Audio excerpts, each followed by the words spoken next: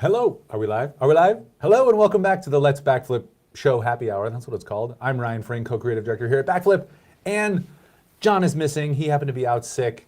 We're gonna get him in on one of these, I promise, for you at home who are looking for my red-haired friend. He will be here. But today, I'm hanging with Brandon. I've been holding everything in our conversation. We start to get into a topic. I'm like, let's save it for the stream. So we're about to go live. How are you doing? I'm doing well. How are you? I'm great. Like we were saying earlier, it's good to have you in again. Mm-hmm. I have a present for you. Oh, you do? You said you had a I have a present present for for me. you. But I think you are the best recipient possible for this. all right, and we're like, let's just do this on air. It could be terrible, this experience. I don't I think could be terrible, I mean. Probably. Yeah. This is... Here, just push the button. 30-second dance party. You know you need this in your office.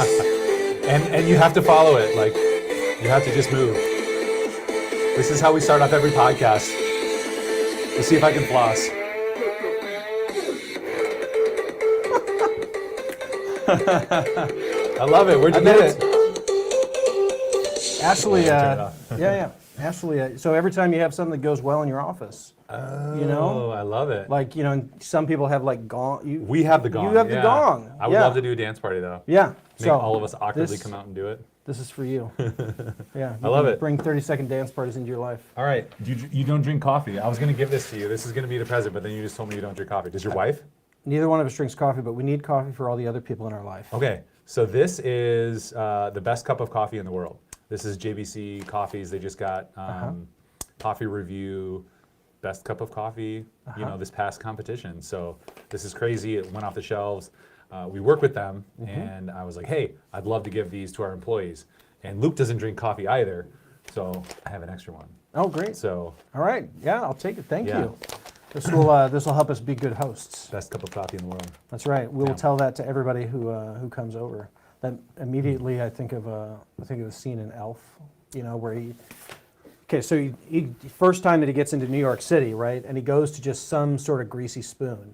But they have, you know, like the neon lit sign in the front entrance that says world's best cup of coffee. Yes, he pops in the door that's right. and he's like, congratulations.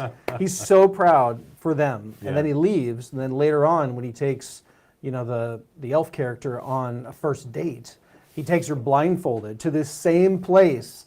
He sits her down, like there's all this build up to It's it. so He charming. puts it in front of her. Yeah. And you know, she's like, and he's like, what do you think? And she's like, tastes like a crappy cup of coffee. Anyways. It's world best, though. World's best because cup of the sign. coffee. Yeah. Truth in advertising, except you can do that. Uh-huh. Yeah. I Yeah. don't know. Well, I always pay attention to in like the advertisements where they only compare themselves to their own products. You know, like this is the fastest Apple processor, you know, this is the fastest processor relative to any other processor we have ever made. Yeah. So if like all your products are That's terrible, right? And this is Right. the best, Right. It's a little bit better. this is the least bad thing we've ever made. Yeah. Right? But But then you just wait until a news outlet's like revolutionary, and then you're like, that's right. revolutionary Rolling Stones, and you're like, what does Uh-huh. Rolling Stones know about technology? 100%. I don't know. Listen to them. Yeah. So I was asking you earlier, and I was like, wait, we're gonna go live. Joe Rogan. I like to listen to him. He's actually got Aaron Rodgers on right now. Oh, really? Which is really fun. But you said you don't have the attention span. I don't have to the listen attention to it. span for podcasts in general. It's really interesting to like As we're on a podcast. watch my my sense of like how much psychic space I've got available for things. Like so, if I'm not listening to anything of any stripe or variety, I'm clearly in like a pretty stressed out state. Oh. This is like a thing of self-awareness. So, all right, then if I'm able to listen to music, all right, I'm making a little bit of headway. But if I can't, you know, if I've made it then from music up to audiobooks, okay, now I'm in a little bit more, and I'm not saying this is Is it like like day to you're- day, this is like over a longer term trend Oh, of like okay. So it's how- more macro. macro about More like macro. what's the trend line over the course of this past month. Did I, how much was I couldn't listen to anything? How much was it that I was listening to only music? If I have made it up to podcasts, that means that I'm almost in like a sort of Zen state of nirvana. right? That I've made Is it it just through your all mind these is various stages. your mind is too busy? Mine's like too there's busy about stuff. anxiety or things going on? Yeah, it was really weird that like during so I listened to a lot of audiobooks, but during the pandemic, when you would have thought I would have had the most time possible to do that, I listened to hardly anything. Oh, really? Yeah, yeah. So I think that, you know, like Because of being stressed or because the of whole anxiety state, yeah, and like whatever, just, you know, things were just not in order. Like you just weren't in, the I was state never in a flow state about Mm. anything. So like what I'm saying is that I've made it up to podcasts. I'm in a flow state. Mm. I've made it through all these other So how do we get you there stages. daily? I don't know. I don't know. What's like your routine? You have a routine? I've been trying to build back some routine. Yeah. So like, you know, if we take the last several years, even like our 2022 together, Uh-huh. so, you know, I had this sort of like very serial kind of career trajectory, which was already starting to fray. And then in 2022, I'm like, I need to throw the whole thing out and go and do these breakout things, which I do in 2022, which kind of turned anything with routine upside down. Mm-hmm. First of all, and it was also coming after the pandemic. So 2023. So there was no routine already, or It was- a yeah, it very was different like, routine. yeah. So this year is going to be the best year yet. I feel like I like I it. looked at 2019. 2019 was the most, if we're talking about routine and structure, et cetera, that was sort of our last kind of high watermark or our last, you know, peak in this mountain range of my life. So I think 2024, we've made it through a valley into, you know, some next. Yeah, you're you coming know, back to the mountain summit. peak, coming back to a new summit. Nice. You know, but it's only just the next summit, right? Like then there's always some next valley to go through. So yeah, no, I'm looking forward to this year. Yeah, so we produced Bare Metal together a couple years ago, and I don't know, you probably still get emails from film festivals, right? do, yeah. What's that been like? Because occasionally there's one I'm like, ooh, I wonder. But also I'm kind of like, I feel like you move on to the next thing. You know, how long do you capitalize on something that you've created, and then when you move on and create the next thing? So, you know, we might be done with the film, but the film's not done with us in the case of that particular film. So like that. the film festival thing, so if we think about like the chapters this thing went through, is that we did the project specifically for one particular film festival. That was the Bloomberg Film Festival. And then it didn't get selected for that one. But I That's right. stubbornly Well, it was in that competition, right? It was in the Yeah. competition, but it didn't get I went to the festival. It didn't get shortlisted, but we made an impression because all of the judges told me about the film. You know, so they remembered it, right? Yeah. Like so, it had made an impression. But I refuse to let that be the end of the story for that. So then that's why the other film festivals happen. I think that if it had gotten selected by that particular film festival, maybe all the other film festival submissions might not have happened because, you know, it was sort of like a reaction to not being selected by the one. Sure. And the last film festival made its determination here just a couple of weeks ago. Yeah, so now what's been happening is folks who are in the data center space, they're like, oh man, I've been really struggling to try to share a link out about the film, I can't find it, et cetera. So for some of the film festivals, namely the Newport Beach Film Festival, it almost got disqualified because there was the public link. So that's when that's right. Is that when when I you reached called out? when Yeah, I yeah, called you and I was like, oh, we got to pull the link down. So We gotta hide it. we've got to hide it, right? Yeah. Because they're, you know, the film festivals, they don't want any publicly Right. viewable links for stuff. Right. Which also at some point you're like, you know, what level of film festival are you? Like, come on. Right, on. and like if this was my only thing that I was worried about, you know, I probably would have a lot more opinions about it. But it's like, okay, this can't be the biggest thing I'm worrying about. So I'm just like, fine, I'll just comply with whatever it is you need and Yeah. move on it's with easy my enough other for day us to job. do, yeah. Move on with my day job stuff. But now Right. people are like, oh, you know, we got to figure out where we're going to park this film. So right now the Infrastructure Masons is considering, hey, do we park this on our website? I've been in contact with a woman at the University of California, Berkeley. She's a professor in the film school there. Oh, They're cool. using the film. I think I told you about this a few months ago that she was Yeah. interested. Yeah. Yeah, she apparently this week is showing the film in her class as a teaching Really? tool. Interesting. Yeah. In what way? I'm asking her for more details about that. So it's because what she's doing is focused on this, you know, digital infrastructure in particular, and the importance of, you know, the storytelling around this part of the economy. kind of a lot of the same themes. And that we she's were probably knowing. like, here's how difficult it is. Watch, this is the best that we have, and it's pretty good, but it's still very difficult to That's- understand. That's the gist of it. See, you didn't need any explanation. You got it. It's true. I Yeah. understand. She said, there's other things that people have created or done, but it's not, either it's not accurate, or it's not informative, or it's not compelling. So we were accurate, informative, and compelling. Heyo. So That's what we strive for. connected on an Yeah. emotional level. There's a lot of useful information packed in there. She said nothing about how fast-paced it was. So, Yeah, her mind must move at a mile a minute. Right. Somebody with those skills and somebody who's thinking about this space probably can handle the content a little bit better than your average person. But yeah. So staying on this for a second, this same person, I talked to her about a couple of other threads that I'm trying to work on, one of which is a more expanded documentary series. She said, well, maybe I turn that into a project with my class. Like maybe she puts together some learning objectives and maybe dispatches them. I characterize it as think of like a dirty jobs for the internet, so to speak.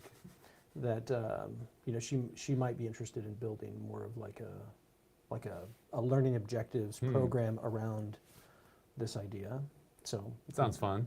and we talked about a couple of other things, and for each one of them, she was like, "Yeah, let's workshop that together." So, anyways, there's things like that where the film has had enough time to, I think, gestate for folks that the audience that it may be really connected with are now starting to come forward with a little bit more of like an itch of like, how do I get more mileage out of this? How do we build on this together? But it took a year of it just kind of like gestating for folks. Yeah, it was a grand effort as well. Just the people that we were able to connect with and talk to and share it with. So. But it needed perpetual optimists like you to help make it a reality, right? That sort of yes and ethos. Yeah, we were just talking about that earlier today. Yeah, it's so helpful when you're ideating to not shut somebody down, and when you're trying to accomplish and get something finished. Like there's so many roadblocks you could throw up, or even to start an endeavor. It takes the right kind of crazy, like we talked about. Like we kind of bring you up as an example of like the right in a good way, the right kind of crazy to make something happen. Like you have to be like, despite how hard it's going to be, and despite what it's going to cost, and despite this and despite that, I want to do it, and it's important, and I think it'll be useful. And to stick with that through the whole process, especially when it's like no, or come over here and then get shut down, and then you get some yeses, and it's such a roller coaster. Like without emotional fortitude, again, and a little bit of crazy thinking, yeah, sure, I can make this happen. It doesn't happen. So I love it too. Can we cut to his angle? Like he's just going, Yep. You see a little bit of the crazy. It's coming out. It's definitely there. Yeah, it's just right below. But that's the surface. only chance we have at doing creative work and making films and stuff, because some people have commoditized it, like Blumhouse, maybe even A24. They've just gotten effective at making horror films, or kind of They've settled on an aesthetic. It's So an like, aesthetic and a style, and like Blumhouse is like there's three things. There's cast, location, and special effects, and you can pick two. And by doing that, they can keep their budgets under $5 million at the time that I read the article, and they can produce multiple of those, and then you just need to hit on one of those, and you can make 40 million, right? Which isn't big in the box office, but for one of those films is huge, and that films the rest of the production, and you kind of spread out your investments is what it is. So there's a commoditization to it, which is really great. But for a lot of us, we don't stumble upon that or have that opportunity. So everything is our baby to some extent. And yeah, it's a weird space, because then, the question is like, when do you kill the baby? Like when do you stop? When do you move on? You can certainly always keep the door open, but emotionally, when do you take that energy and put it into a new project? That was a lot of the challenge that I was faced with last year, because so we did this thing. We were on offense in 2022, and then comes 2023, and there were a whole bunch of folks that were like super excited about things, and I was like, great, can we work on something together? And most of what I got was cheerleaders, but nobody who was really interested Yeah. to actually dig into a thing. Mm-hmm. And I kept holding out hope, in a variety of different, things that I was trying to pull strings on. And just, there's a lot of people who they're like emotionally supportive. They're like, that sounds great. But like the stuff with film and other things like it is that it's a collaborative art. Mm-hmm. It's not a thing that you do alone. So like in terms of the, when do you kill the baby? Like this thing is like, is this a thing that other people want to do with me? Because this is not a thing, there's none of these things where you can, I couldn't have made that film alone. Mm-hmm. Even if I had all of everybody's collective skills, Mm-hmm. it would have been impossible for one person to do alone. Oh yeah. It was, right. there's the only way that project existed was as a collaborative effort. And so Mm-hmm. anyways, I'm hoping that I've teased out a couple of folks who actually might be interested to, get in the messy middle with, some of these things, and we could actually do something. Yeah, that's. So- I mean, that's the key skill right there. Like that's the golden ticket. If you can figure that out, then you can multiply that and do it multiple times, or do it with different projects, because we're also working in the indigenous space with an indigenous agency, and we've done a lot of great work over like the last 5 years coming up, which is crazy. But there's so much desire for good content, indigenous, authentic content, and there's a lot of creators out there, and there's a lot of people with money who want to invest in these projects, whether it's tribes or tribal corporations, the business investments, wanting to not just be, well, we have gambling, or we have the casino, and we also want to do other business ventures that are kind of across the spectrum. So the arts are another place, but it's that exact same thing of a lot of enthusiasm, and even people in places that can make decisions with like, yeah, we want to be involved. And it's really hard to be like, okay, can we get some development funds?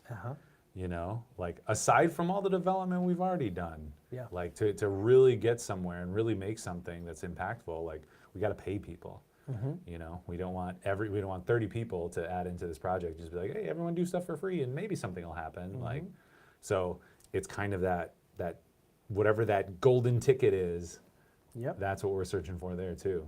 Yeah, it's there were a lot of people who, with the project that we worked on together, the people who did end up going to bat for the film, it took a lot of courage on their parts, because what was also interesting to learn about in the year afterwards is how much political capital it cost them inside of each of their organizations. Oh, really? Oh yeah.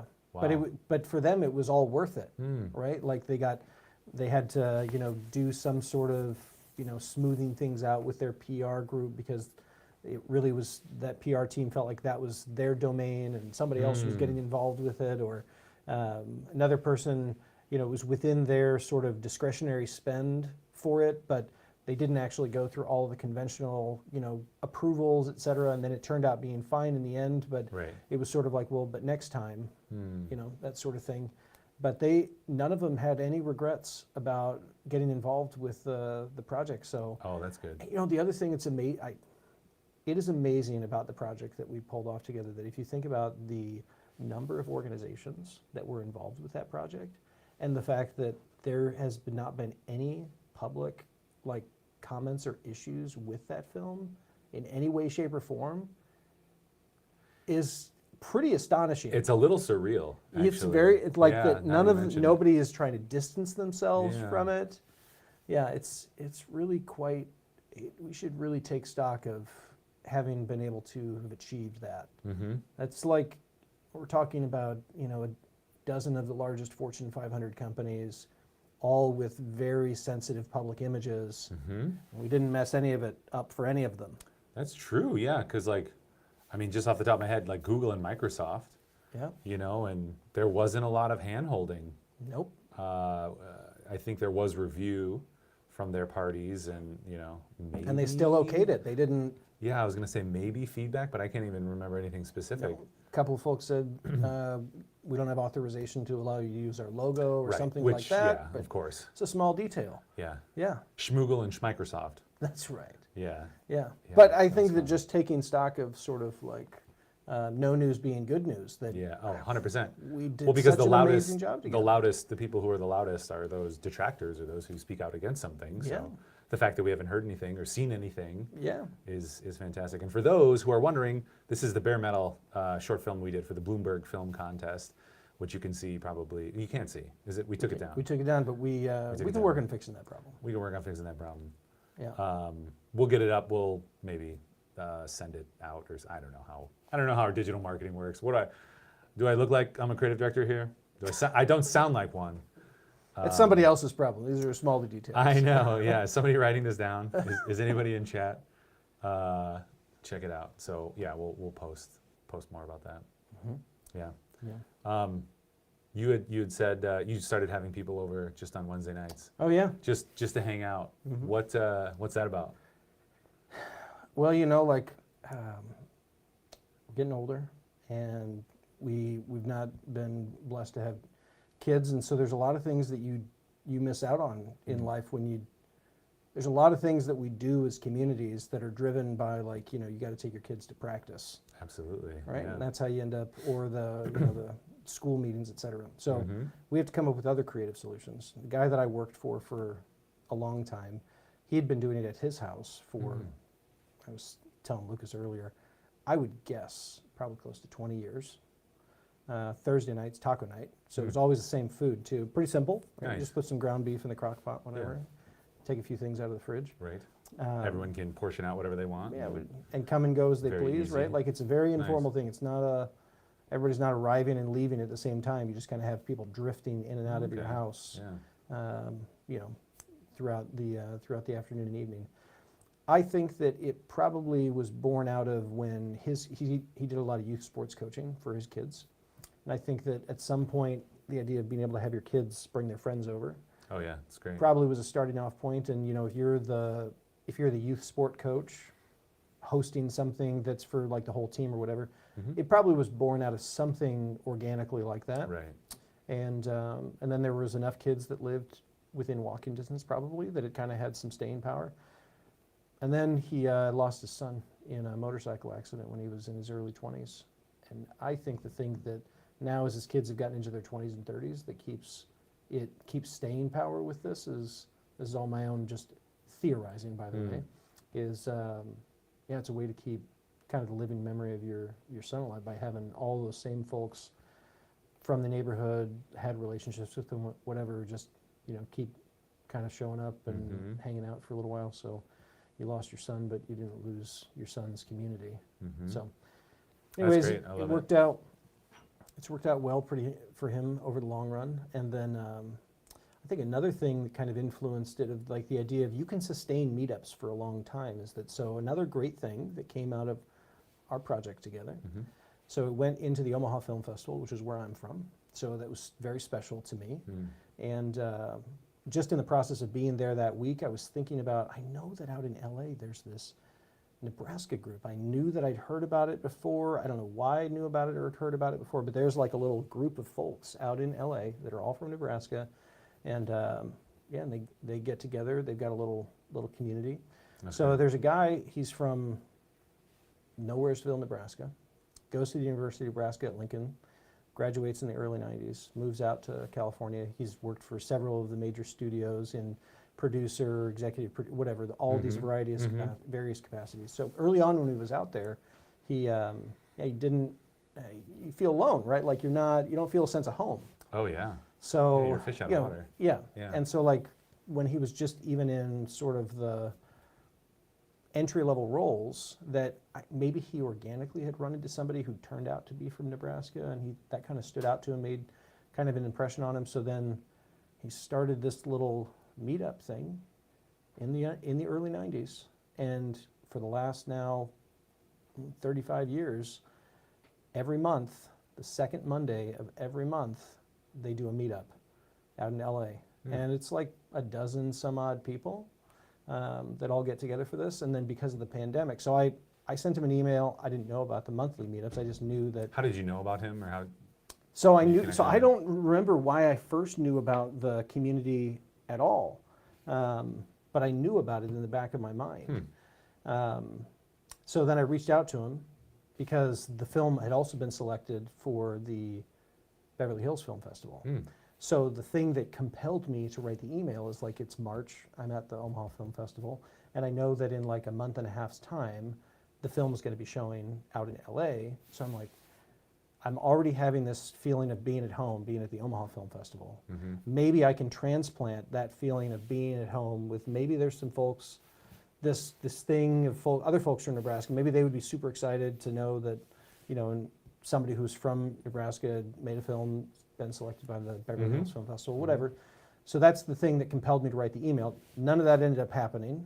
You know, I didn't get an email response Oh, in you time, didn't get it, whatever. yeah. Like, it just, the time span that we're talking about that over, nothing happened in that time span. But because of the pandemic, so this used to be like they just get together, they call them salons. So it's the Nebraska Coast Connect monthly salon is what they do. So they meet at like a coffee house, and then they everybody, Like you know, clip each other's toenails, or no, what's like what's the a version of salon here? no. This is like old French salon, like where you would go and talk about ideas. Oh yeah, I'm not familiar with that. Oh yeah, so like the original version. yeah, of yeah. So like the idea of like, so the French salons where all the French intellectuals would get together. It's basically you go to the coffee house, and this is where all ideas would get talked about. Sure. Right? So you Yeah, talk that about makes the sense. ideas of the day. You'd philosophize, whatever. Yeah, it's like the Inklings, like Tolkien and C.S. Lewis and some other people like would go get beer. Yeah, right. Yeah. So in France, these were called the salons. So, right. So Very cool. that's the meaning of it here. You know, very, you know, bougie, right? Yeah, Out in yeah. L.A. calling these. Yeah, we love French cinema. We love French culture. That's right. We salon. That's right. That's right. So that's the idea. So you know, they just go to a coffee house, right? This is like meet up in the evening on a Monday night. People will talk about what they're working on, what they can offer the community, maybe what they need from the community, et cetera. And then the second half of the programming is always like a one-on-one chat with, again, somebody who is from Nebraska, and they're talking about kind of like how they've made their career, like their story. So you're able to listen to someone else's lived experience, the idea that maybe you can take something away from it that would you know, Right. be meaningful to you. So it was all like an in-person only thing.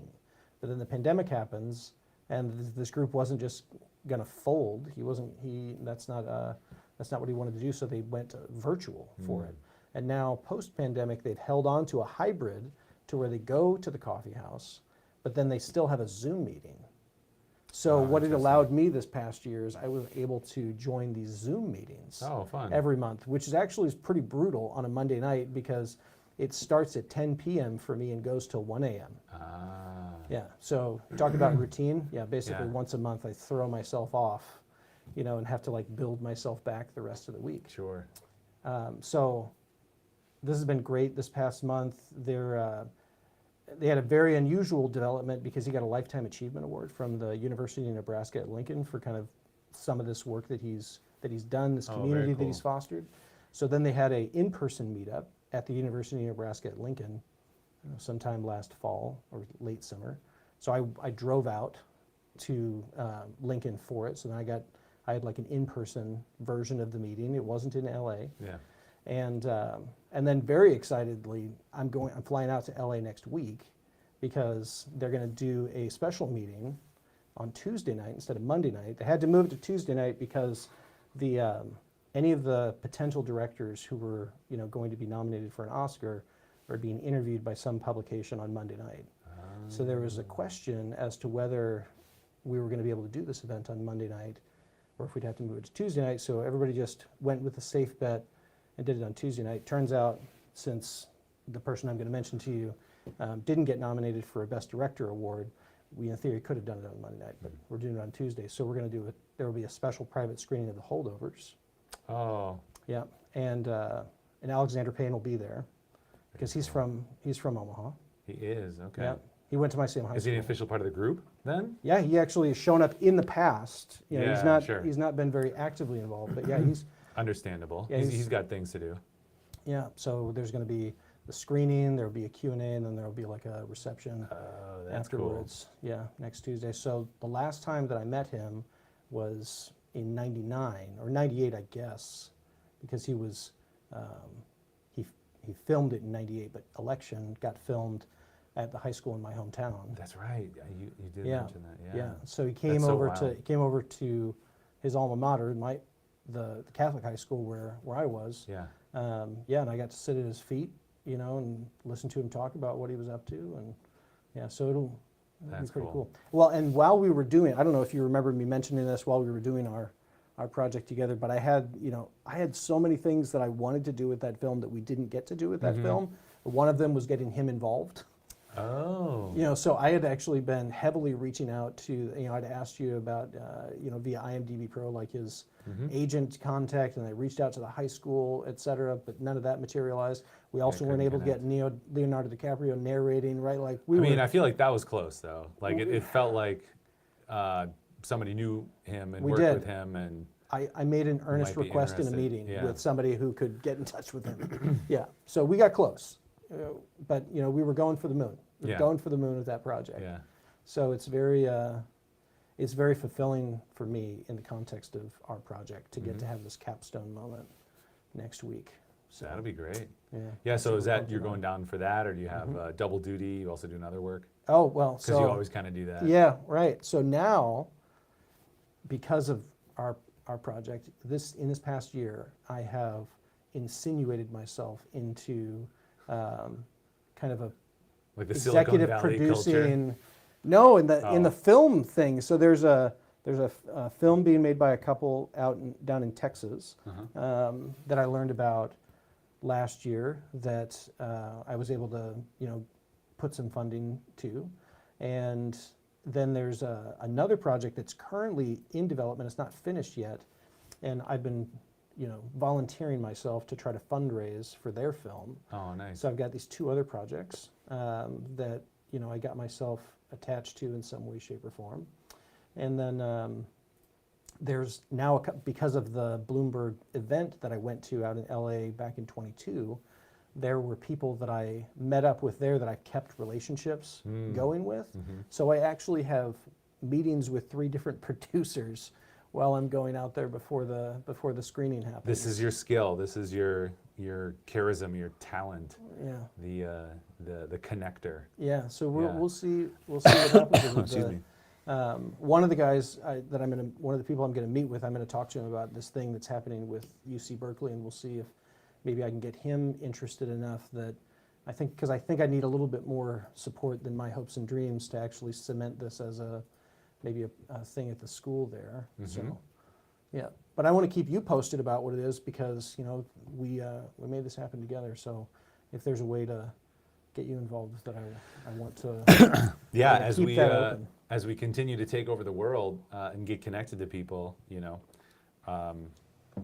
I'm more and more kind of learning how it gets done. How Netflix things kind of get done, and at this point, I'm kind of in the place of we need to figure out how to produce something, and then you distribute. You sell the distribution through Netflix is what you would do. And that's kind of the way that they seem to go. They don't. Let's get to work on it. Let's do it. I mean, we'll just start right now. Okay. Yeah. The whole asking them to fund something. I think what we've seen and the research that we've done and the people we've talked to, it's like, yeah, they do some of that, but you're gonna get like what are the brothers from Stranger Things? You're gonna get Duffer. Yeah. Duffer. You're gonna get like 20 no's. You're gonna get no, and then finally you'll get a yes. And if you can manage something like that and stick with it, that's how films get made. People stick with it. But the other way is okay. Figure out your internal costs. Like, what would it take for us to travel and produce and connect? Like, you can connect. We need some kind of kitty to get us everywhere. And then after we do that, edit it and be like, all right, well, this is a project that is worth this. Who wants to distribute this project? And I think that's really the way to go. Starts now. So I told We're John. doing it. All right. Well, I got an idea for you already. All right. All right. Is I it different than the bare metal Oh, yeah. series?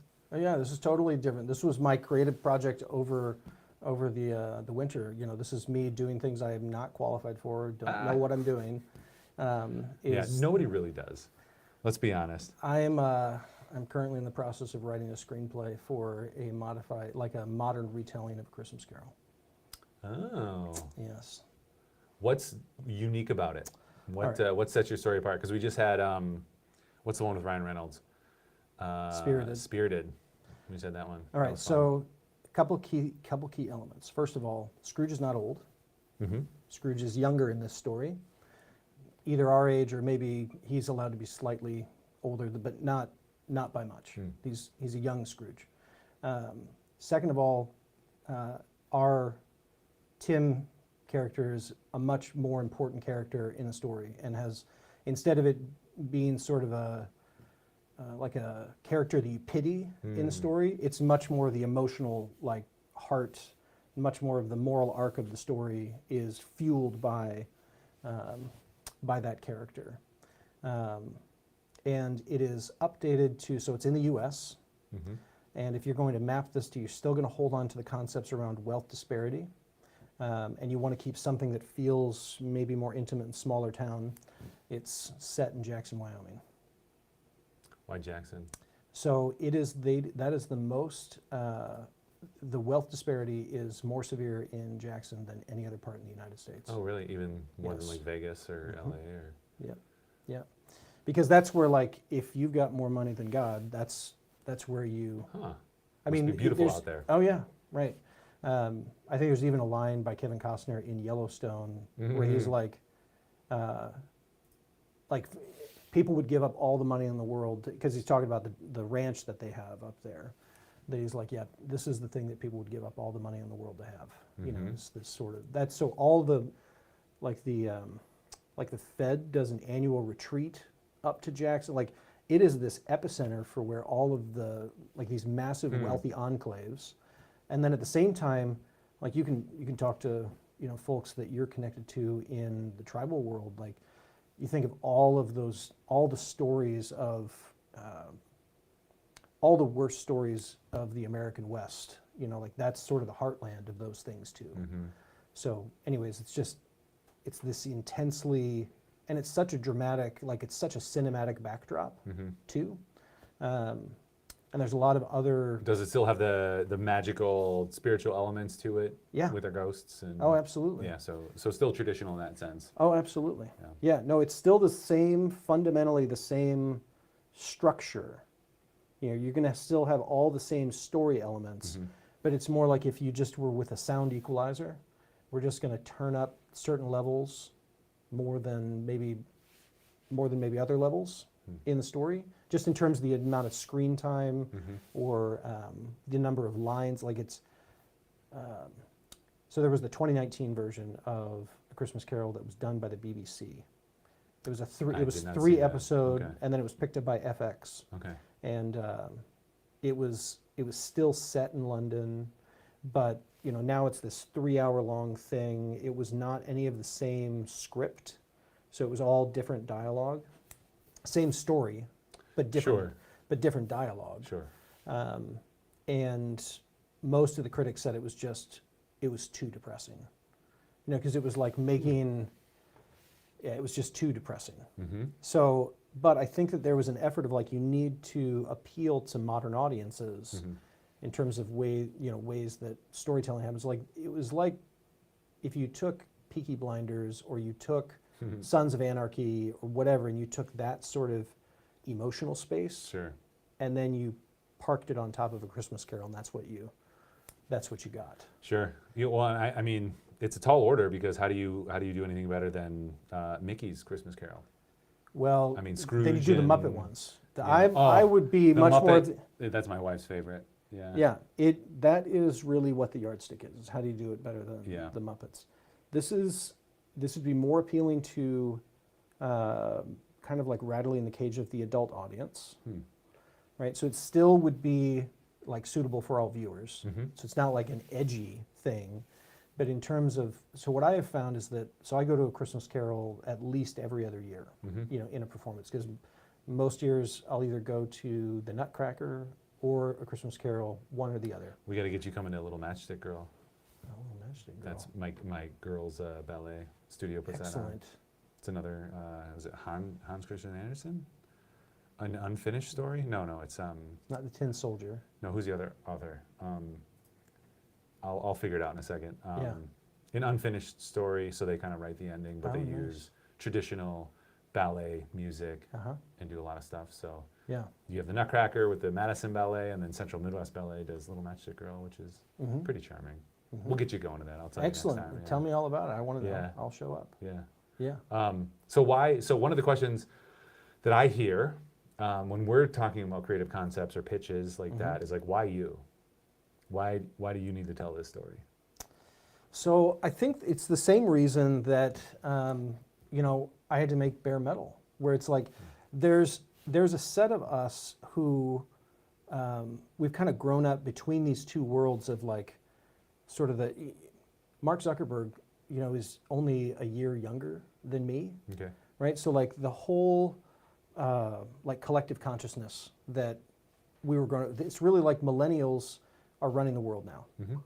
And generating all the content. right, so like Yeah. that I lived through that same thing, so I can very authentically talk about sort of what I was exposed to. Mm-hmm. And then what we're observing culturally is that I feel like even amid that, there's a lot of people who took the wrong lessons. Mm. So like I saw the 100% same agree. I saw the same lessons. Yeah. And some people, their interpretation of those lessons, they took the wrong conclusion from it. So I feel like I am the demographic that I can say with authenticity, like, well, here was the lesson. And the real issue, because this is the heart of what the story is, like usually we think of Scrooge is more evil than Marley, right? Like that's the whole set of like, Marley was bad, but Marley gets to Scrooge and he's like, man, you're so much worse. Like your chain is so much longer, Yeah, so and much in heavier. Spirited, he's like, you're an unredeemable, you're irredeemable. Yeah. Yeah. So in this case, our situation is that Marley we can allow to be conventionally evil, a character who's evil and knows he's evil. Because I feel like that's sort of the convention that we foist onto Scrooge, is that he's evil and he's terrible and he knows he's terrible. Like he accepts Yeah. he accepts that he's I buy that. right? Yeah. That's the thing that we do with him. But I feel like the importance of the story that needs to be told in terms of making it relevant today is that there's so many people, especially even in our generation, who took the wrong lesson, who think that they're still making good choices, but it turns out that they're actually terrible. Like so they're unaware of how awful they are. Like that's That's a bold statement. that's the real problem. Yeah. That's the real problem with Scrooge in this story is Yeah. that he thinks he's good, but he's actually evil, right? Which is even worse than being evil and knowing you're evil. That sounds really hard because people don't like that. It's like your truth, my truth. There's no underlying objective truth. There's no underlying objective morality. It's my morality and your morality, and whatever makes you happy is good. And obviously, as a functioning adult, we realize, and successful in our careers, you realize, yeah, that doesn't work. Like, just bring it down to the base level of like, what if my truth is like, I'm gonna smack you in the face whenever I see you, but you can't say anything about it or you can't judge me because that's my truth. Like, that's dumb.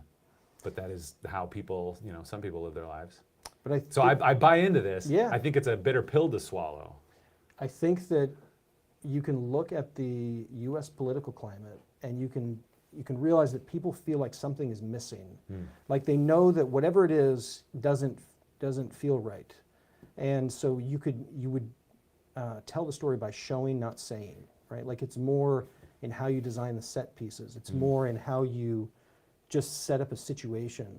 And you're going to just have people be present with him sort of, our character kind of presenting all the good that he's doing in the world, but then you're present with it in a very, something that feels very just mundane and relatable. And the audience sitting with like yeah, this kind of sucks, right? And I think that enough of us have now accumulated, like the thing that'll make this work is that we're experiencing over the last several years what's come to be referred to as the techlash, right? That we had put the sort of hero syndrome onto all these Silicon Valley companies. They were going to create utopia, et cetera. They were going to save the world. They were, But they're they were still- Ignite. And people suck. Right. Yeah. So now Elon Musk is crazy. There's a Silicon Valley consortium that's working on, that's bought up a bunch of land in Silicon Valley and is making some sort of walled-off city. We've got company I had town. not heard of that. We've got like company town things happening. There's a lot of things where you're like, the more things change, the more they stay the same. So You're right right, now is right. the moment to connect with audiences that way. And if you were going to model our Scrooge on anybody, you take him and you model him on Sam Bankman-Fried. So Sam Bankman-Fried, the guy, FTX, he just got like life in prison, Yes. right? Yep. So he's this big outspoken person about effective altruism and like, I got to keep making money so that I can give more money away. But underneath it, collectively, the U.S. is like, no, you're just a fraud, right? So if you use that as sort of your like lightning rod of like, this is what you're building a character around, is that sort of current kind of cultural vibration. That's what you build on for our Scrooge here. So Yeah, there's something unique there too, because you could have a Scrooge that someone could empathize with, that's right. right? And like, my wife has hated like Maleficent the movie, because she's like, Maleficent as the cartoon character, as the story, like Maleficent means evil. Yeah. Like, she shouldn't be humanized. However, Maleficent the movie, Yeah. as a story and as a characterization of somebody, and the trials and tribulations, the difficulties they've been through, and Yeah. even though they're trying to do well and they do poorly, like, is a good movie and a good story. Like, she Yeah. recognizes that. So that, and it's really interesting because Scrooge, I probably tends to be one of those characters. So being able to take him and humanize him enough that you're like, oh yeah, that's really bad, but he thinks it's good. Hopefully you can ask that question, or recognize Yep. that in yourself. Like, that's why I love any type of movie, especially movies that are emotionally emotionally insane, like take you to crazy emotional places. Like something like The Lobster, just off the top of my head. Have you seen The Lobster? Yep. Absolutely. So you have to, get married by a certain time, Yep. and if you don't, in this world, you can turn into an animal. Yep. And that is such a crazy concept to start with, but then the idea, the cultural kind of normative concepts it plays with and looks at, you feel all these weird emotions, and maybe emotions you don't feel in your daily life, which I think is very good. It's like flexing an emotional muscle, but you're not tense all the time, right? So you have kind of that capability to emote, but you experience something and you can even relate in a way, but you're like, clearly my life is nothing like this. My experience, my emotions are nothing like this, but there's something I relate to and I can take something away. And I feel like that is a win as a movie maker, as anything like that. So when you have a character who's just like slapstick evil, Yeah. As an adult, I think it's worthless, right? For kids and for something like Sleep Beauty, there's a point to it, to have dragons that are just dragons. Teaches them something simple, but we need more complex conversations. So that's why I love the gray area, like Breaking Bad, the descent into sin, and like choosing bad, and like where did it start or where does it end, like, and you empathize with the really bad person. I think that's a great experience of emotion. So I love the idea.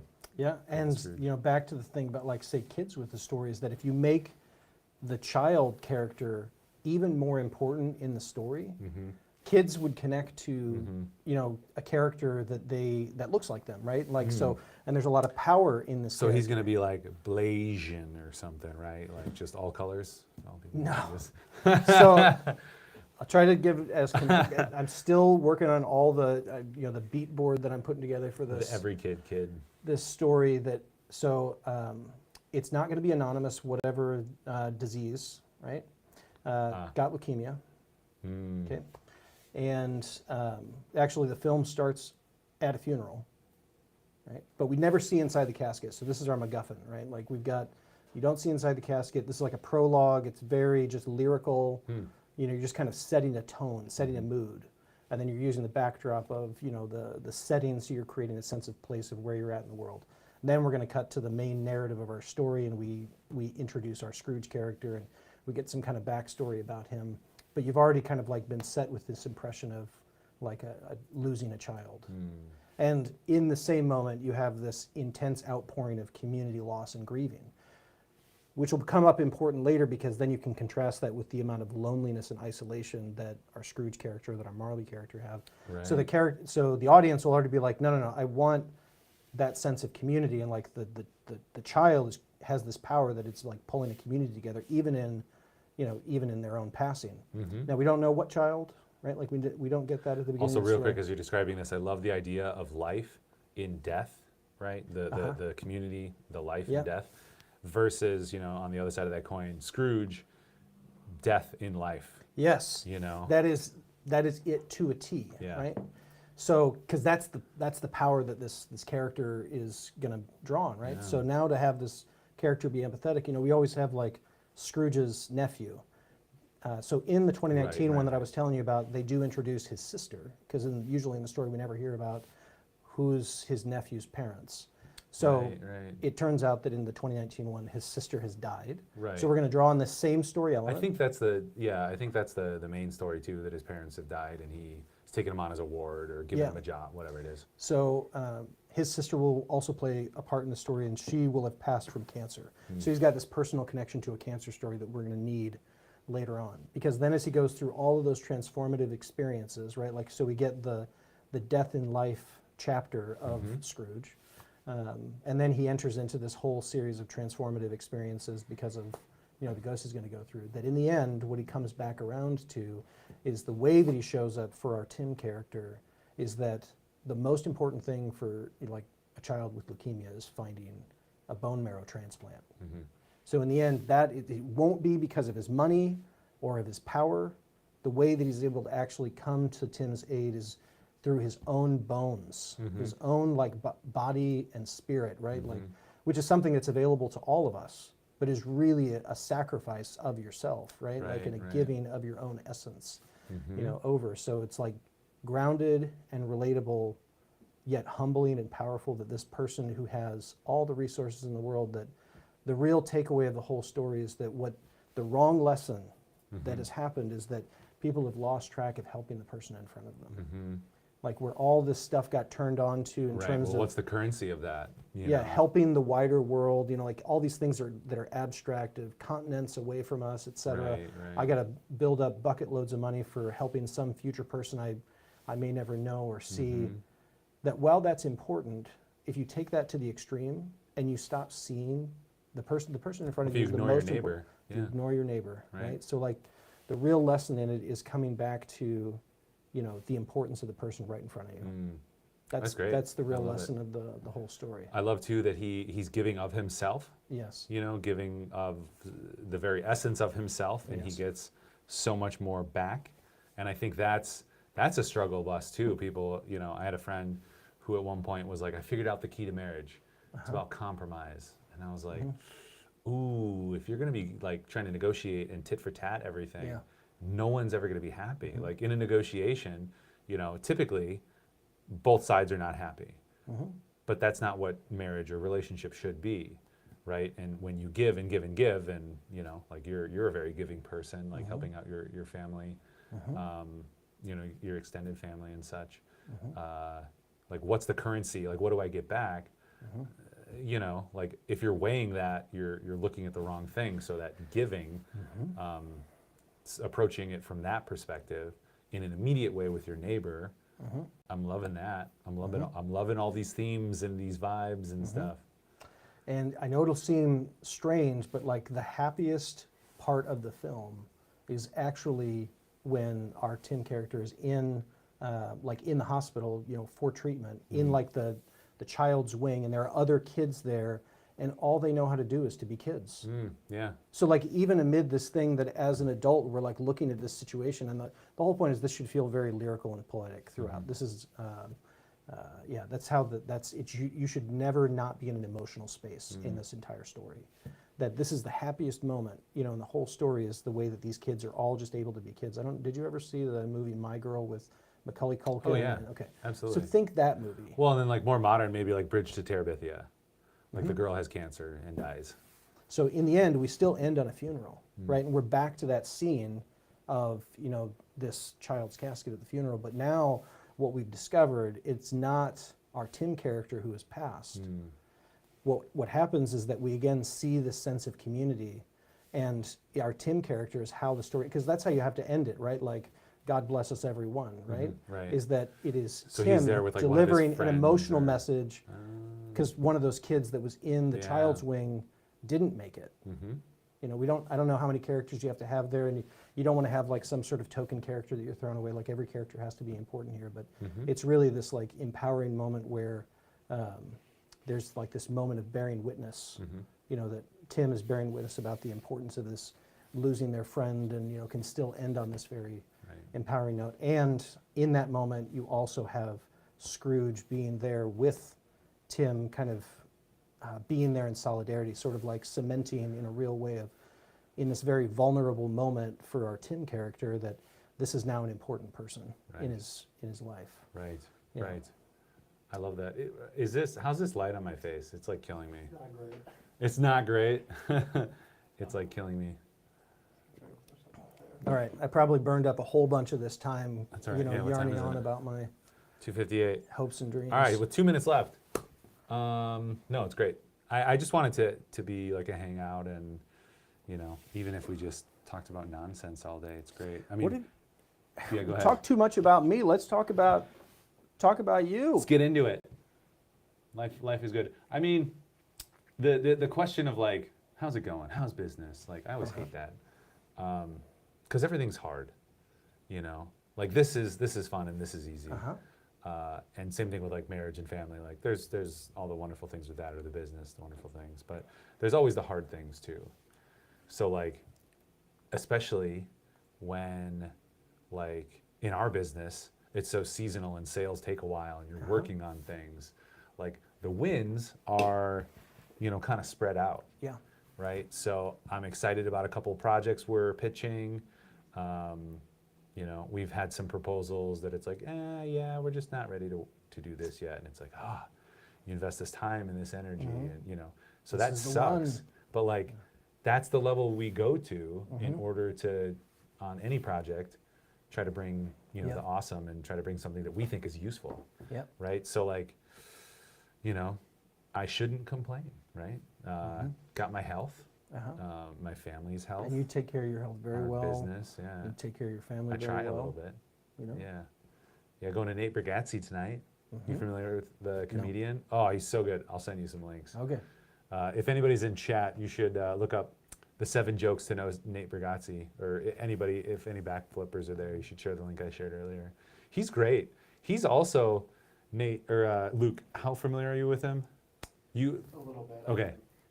So if you haven't watched that video, you should watch that video. It's kind of like my physical transformation as well. Like him, like however many years ago, 10 years ago, he's just like doughy and goofy haircut and goofy clothes that don't fit well and kind of baggy, and you know. And I was like, when I look back at myself, I'm like, why am I just unkempt? Like if I was just kempt, I would look a lot better, you know. And then now I try to, you know, care a little bit more about how I feel, and do a little bit more exercise and nutrition, and that kind of leads to how I look and how I feel, and is really good. And even that, like a lot of people support fitness, but it's tough because I can go overboard. You know, like when I'm pushing it in the morning, and Monica's like, "Hey, you got to take the kids in like 10 minutes. You haven't showered yet. You gotta get off." You know, that causes angst. But I have the opportunity to do that stuff, you know, which is awesome. So, yeah, Well, man. it's like a whole. You got a whole website, and that's like a All whole the things. thing. It's a whole thing, yeah. I mean, and eventually I want to help people as well. Like, because I feel like I can market and I can sell and get people excited. And then I know a lot of people who are really smart in this area, and I know enough to be dangerous, so I can help kind of guide that content creation. So kind of make it accessible for, there's actually 2 targets, like priests who are like a captive audience that struggle with health a lot, you know. And I've been thinking about indigenous communities as well, because there's a decent amount of poverty.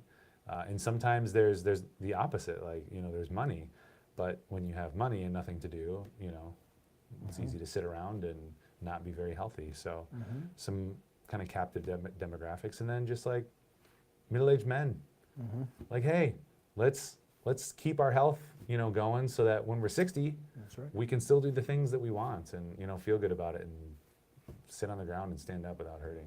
Mm-hmm. And I'm like, that's the big thing that I'm working on right now. Like fitness is great, but like now I'm like, I'm going to turn 40 this year. Mm-hmm. Like my knees, my hip, like right now my arm, like some bicep tendonitis and tennis elbow, and like having trouble holding my child. I'm like, I gotta fix that crap. Mm-hmm. Like aside from the heavy lifting or aesthetics or anything else, like gotta fix that crap because it's not gonna get better as we age, and it sucks. So I think that that's what I'm working I on. think one of the key things. So I read The Power of Habit. Did you ever read the book The Power of Habit? No, who's that by? I don't remember. I could draw the cover of the book for you, but Yeah. it's like got four sounds familiar. bicycles on the cover. It's a yellow cover. It's Okay. got these red I don't think I have red it here. bicycles or red gerbil. I buy wheels a or lot of whatever. books when people recommend them. I haven't read them all. And one of the things that I got from, maybe it was in that or it was in Atomic Habits, talked about these Atomic levels. Habits. Talked about, I think it might have been The Power of Habit though, because I think all I got from Atomic Habits is just be 1% better. That was my one key takeaway. Yep. And the other book, it was like these different levels to like how you orient yourself to a habit. And you can orient yourself to a habit through like a goal setting lens. But what tends to happen is that once you achieve your goal, the habit falls apart. Right. Because Right. the Absolutely. habit was serving you up to the point of achieving the goal. Right. Now the goal's been achieved, so your psyche says, I don't need the habit anymore because I've achieved the goal. So if you make it an identity issue rather than like a goal setting issue, you sort of never exhaust the habit. Right. Like, I'm a person who takes care of my body. And so then you organize habits around that philosophy, that Right. ethos, Right. and that's never a destination. Mm-hmm. You're just, I'm a person who takes care of my body. So I've designed a set of habits Mm-hmm. that correspond to my belief that I'm a person who takes care of my body. Right. It's really good. And you can create those short-term goals, but you complete one of Right. those short-term goals, and then you have the next because your long-term goal, and I've heard it as well, like more of a nebulous, kind of ever chasing. It's Matthew McConaughey, I think, talked about it at a speech. Like he's always chasing himself in 5 years. Yep. Like I want to be healthy, or set it out like at 60, at 70. Just keep pushing it out as you get older. Like have great mobility. Yeah. Right. And how do you do that? Break it down into small steps. Yeah, I Right? think Break it down that into small habits. never got the sense that it was like saying you don't need a goal set, but it was more saying that if you, in terms of the thing that is the organizing principle for your habits, if the organizing principle of your habits is attached to a sense of identity, your habits will have staying power. So even if your goal setting is not the organizing principle of your habits, like Sure. if you never let it in that I'm going to go to the gym because I'm going to lose those 10 pounds, Right. if the reason, the narrative, the story you tell yourself internally is I'm going to the gym because I'm a person who takes care of myself. Now, while I'm at the gym, what I'm going to be spending my time on this week is there's this 5K that I'm going to train for, right? Like you can start to substitute the goals, the short-term goals, stuff, yeah. right? Yep. But that's not the organizing principle for the habit, Right. right? Like the organizing principle for the habit opens up an opportunity set that now you can like, all right, you can do some goal setting under that big umbrella, but the goals don't motivate you. That's not the thing that's... Are you familiar with like cognitive behavioral therapy as well, or like positive self-talk is kind of the dumbed down version of it? But that's, as you're saying that, I'm like, yeah, I'm a fitness person. I'm into fitness. I train. I am a filmmaker and an entrepreneur, like thinking of kind of the hobbies in business, aside from being, a faithful person, being a father and a husband, having those other items as well be like that. It's like you figure it out. And if you tell yourself you are something, then eventually you become that, you're just not going to quit. And when people quit, it's because they don't believe that they can do something or that they are something. And I talk to a lot of people through the fitness stuff, and sometimes it's like, well, I don't make enough money, and like expenses have gone up, and I don't know what to do. Have you tried this? Well, that's not going to work because this, and this. Okay, what about this? Well, that's not going to work because of this, and this, and this. I'm like, we're approaching this from the wrong perspective. Like, you have to decide that you can make something work, that you are going to make something work, that you are going to be a successful person. Once you have that as your organizing principle, to use the terminology, then you can create these steps and figure it out. Yeah. And all those challenges you'll overcome or pivot from, or you'll figure out some disruptor for yourself to get you into a better place, whether it's continuing in this lane and just pushing through something hard, or jumping into another lane and getting around that and then coming back, or whatever it is, because you are a person who is successful, or you will solve this problem, as opposed to, you just gave me 6 reasons why this isn't going to work. That doesn't make any sense. Like, that's not good for anybody, ever. So I love that. And cognitive behavioral therapy is like, here's like 12 or 15 different philosophies, maybe. It's like, I'm going to get these all wrong, but like catastrophizing, or slippery slope, or naming. Like, I'm a terrible, I don't know, I'm a terrible skier. Well, if you tell yourself that, you're never going to try to be better. Like, tell yourself that you want to be better. You want to be a better skier. All right, well, you'll achieve that probably. So there's like all these things that when you catch yourself doing it as well, you're like, no, do the opposite. And I don't believe in like the manifest, like I think and then it's going to come into reality, but your thoughts affect your body, affect how you behave, right? And can affect those around you as well. Like, just some positivity, just a smile, makes everyone a little bit more comfortable, a little bit more happy, and that's going to be better for everyone. So I'm into all that. There's another thing that's been kind of creeping in for Ashley and I, that as we we're middle-aged now, that there's a few people that I talk to that a lot of the ways that they will respond to me about something that I'm thinking about doing or not, they'll say, oh, you'll do it, or you won't. Right? Like that, it's just a very nonchalant thing, the way that they put it, but it's like really piercing when you sit and you think about it, because like when, at some point, if you're thoughtful and you understand the trade-offs of like the opportunity cost of me putting my time into this versus me putting in my time to that, and I will also acknowledge that this represents a kind of a bias to the fact that I'm at a higher level of Maslow's hierarchy of needs, right? Like my, right. I've got my life is more secure, so I can absolutely. think in these ways. That at some point, like, I'm just going to be dead. So if there's a thing that I want, there's only so much time left. There's only so much time left. So it sort of changes how I give myself permission about a thing, or the expectations of what I'm going to do out of it. Like, I've made it to a point in life where I feel like I don't really feel like I have something I need to prove to myself or anybody else. And the whole idea of like, I'm only going to do the thing that I'm qualified to do, et cetera. Like, there's some external authority that is essentially qualifying me to embark on this thing. That now it's more of a simple question of like, well, am I going to do it or am I not going to do it? Meaning that it may never come to anything. Like the film that we did, it might not have ever come to anything, but just the choice of like, well, I want this to be a part of my life, so I'm going to bring the best that I can to choosing to make that a part of my life. That's the only part of the problem that I can control, right? Because film's such a collaborative thing. Even one of the films that I was mentioning, this Couple Out of Texas, that's exactly what he wrote back to me. It's like, there's so much about any of these projects that's just a matter of just sheer luck that is way beyond your control to actually make a thing, eventually happen. Right. So you can't ever assume that you can control everything about the situation. You can only give as much of yourself, as much of your mind, body, and spirit as you're willing to give to this thing that you think you want, and sort of let the outcome be whatever it'll be. Like, don't focus too much on the outcome, and more just focus all that mind, body, and spirit. If you said you wanted this to be a part of your life, you want to take up flying, or you want to take up fitness, or whatever it is, that of like, okay, well, you're going to be dead soon, so if not now, when? Right?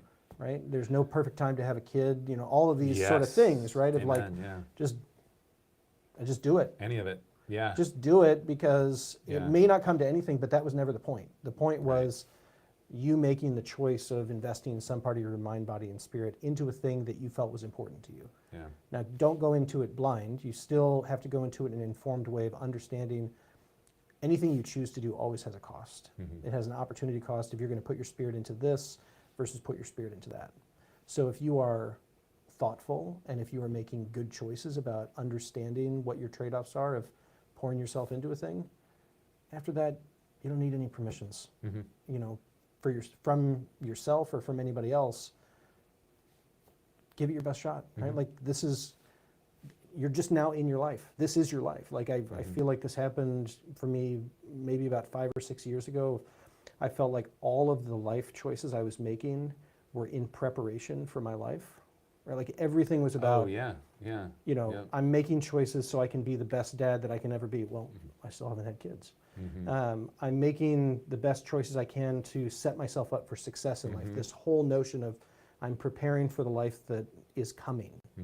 Right. And You never get there. somewhere in my mid-30s, it just sort of was like, no, you're just in your life. Yeah. Like this is, Yeah, you are here. this is your Yeah. life, Yep. right? You are here. So You are here, yeah. That idea of like, oh, if I just get this proposal done and then, you know, okay, I'll be de-stressed and I can hang out and I can do that thing, or oh, just get past the week or get past the weekend or just this thing. Like, you're never there. We're never there. We're only ever here. So how do we do all that now? Like my friend's friend who just had a baby, he's like, yeah, we were thinking about if we'll ever have vacation again. And again, I'm like, what are you talking about? Like, do you want to have vacation? Have vacation. yeah, And then figure out how to get there.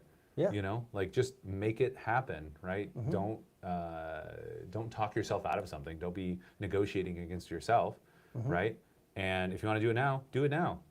You know, and like in the general trend of things, like ideally you'll have more money, you'll make more money later. Like you can borrow a little bit from that. You know, I'm down with Dave Ramsey and trying to get debt free and all that stuff. But you know, do a little debt, live now a little bit. Don't wait till you're 60 and you're like, now I have money and now I can travel and but I can't do a lot, you know, whatever it is. So I love that. How's our edge? I felt like his edge was kind of bright. Oh, his camera died. Go back to me. Yeah, it gets so warm in here. We got to figure that out. We got to put like an ice pack on there. We'll get your camera back up, but we got to wrap up. I got to run home, pick up my wife, and we're going to hang out at, maybe I won't say it online. We're going to hang out somewhere before the show, and then we're going to go to the Nate Bargatze show at the Alliant. that sounds like a great night. I got to get to mentoring a high schooler is what I'm doing Ooh. next. Yeah. Sounds worthwhile, but maybe This is brutal. an amazing, oh no, it is, this is the kind of like, give you hope for the future Oh, type good. of thing. Actually, the most challenging part about it is that, you know, like after you've had a certain amount of life experience, there's certain ideas that subconsciously you kind of dismiss or you get a jaded edge around, like Yeah, sure. Or questions you you take stop for granted. asking, Yeah. right? And like if another adult was Now to that ask I'm me, working in the indigenous world, I recognize it as like, you know, communal privilege or whatever you grew up with, like knowing how to invest, knowing to save money, knowing how to have credit. Yeah, just take that for granted. People grow up not knowing that stuff. And you're like, wow, we can't even talk up here. We have to start at the fundamentals. Yeah. or if you had things that when you were young that maybe you wished the world worked a certain way, and then you kind of grew up into the world and somehow you either became complacent around the idea of it, or like you basically accepted that the world didn't work that way, even as much as the younger version of yourself wished that it did. Oh, sure. So you've stopped asking the question, or if anybody were ever to ask you the question, adult to an adult, Or it'd the get why. it'd get a sarcastic answer, or you know, we make all kinds of ironic jokes about it, you know, whatever. The comedian you're going to go to tonight is going to make a bunch of jokes about things that we sort of laugh at because we sort of accept the ridiculousness of it, right? But this young person, they ask these questions earnestly. No irony, no sarcasm, just earnestly like, well, why don't we do this? And if I were to do this, you know, this sort of outcome, and like, you don't want to feed irony and cynicism back to this person who's asking this question. You want to answer with a sort of earnestness of, you know, what's possible. Yeah. Kind of like the way you talk to your kids Right. about 100%. things. It draws this piece out of you of bringing you back to the world as you wish it were. That this like that. child, that's all that they, of course, they want that same thing. And so you have to sort of hold space for that sort of earnest kind of innocence in the question, and you have to say an answer out loud, which sort of mirrors back to you, like awakening a dormant piece of yourself. And why did I stop asking the question? Yeah. What am I doing to not, get behind this idea? Where have I gone astray in terms of my own complacence, as an adult? Where's my blind spot? That this child unknowingly is pointing out to you. That's my favorite part of the whole thing. We slow down asking why. Like kids up until, I don't know, junior high, high school, maybe even high school. I mean, like our kids in high school are still asking like, why? Why is it? Why is it? And you have to go back and think why. And you're like, I don't have a good reason or answer for this. Yeah. It just is, and we do it this way, but maybe we shouldn't. We kind of stop asking why. And it's a functional survival tool, right? So no shade on anybody who doesn't ask why, but in creative or in, art, we start to ask why again, or in entrepreneurship. You ask why. Like, why is it this way? Can it be better? How? You start to ask those fundamental questions, and it's to be childlike. When we ask them as adults, a lot of times people will put a question that might be a dumb question. Like we already start to discount. Yeah. I try to lean things into that feel like as much as I can. Yeah, like it's like not a healthy habit. Yeah. You should, if you feel a compulsion to ask that question, don't discount your own questions. Yeah. I don't understand this. Why is it that way? Even say that. Like instead of like, or try to be coy. That's right, because that's what we do. Like we don't want to like somebody to think we're dumb. Yeah. Like, no, I want you to think I'm dumb because that's right. I want to not be ignorant on this thing that you're talking about that I don't understand. It is so relaxing to be vulnerable. Yeah. Because like if you're just like, here's the warts and all. Yeah.